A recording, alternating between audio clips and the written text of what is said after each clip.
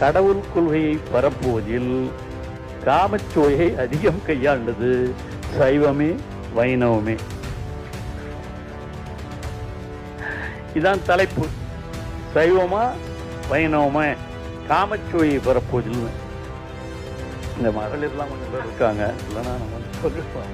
ஆனா அதுக்கு மகளிருக்கே நிறைய டிக்கெட் கொடுத்து வர வச்சிருந்தார் ராமகிருஷ்ணன். அதுல ஒரு இடத்துல சொல்லுவோம், சொல்லாம ராமகிருஷ்ணன்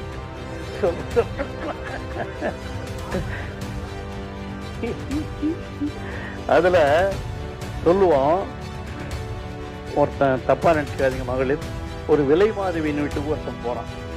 போகும்போது அங்க அந்த அம்மா கேக்குது, நீ பார்த்து நீங்க சைவமா வைணவமா அப்படின்னு கேக்குது. அவனுக்கு ஒன்றும் புரியல. அவன் பணம் எவ்வளோ 5 கொடு 10 கொடுன்னு கேட்டான்னா ரைட்டு.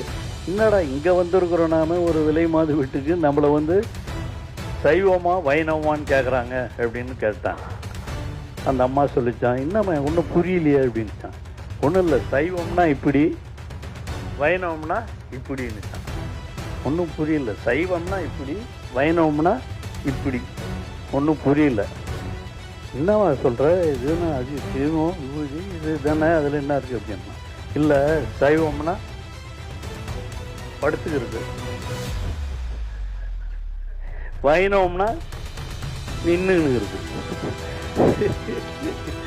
நின்னுங்கன்னா 5 படுத்தா 10 தான். இதெல்லாம் இப்போ அந்த அடல் சொல்லி பட்டிமன்றத்தில் நாங்கள் பேசி இந்த திராவிட இயக்கத்தினுடைய கொள்கைகளை பரப்புவதற்காக எடுத்துக்கொண்ட நடவடிக்கைகள்.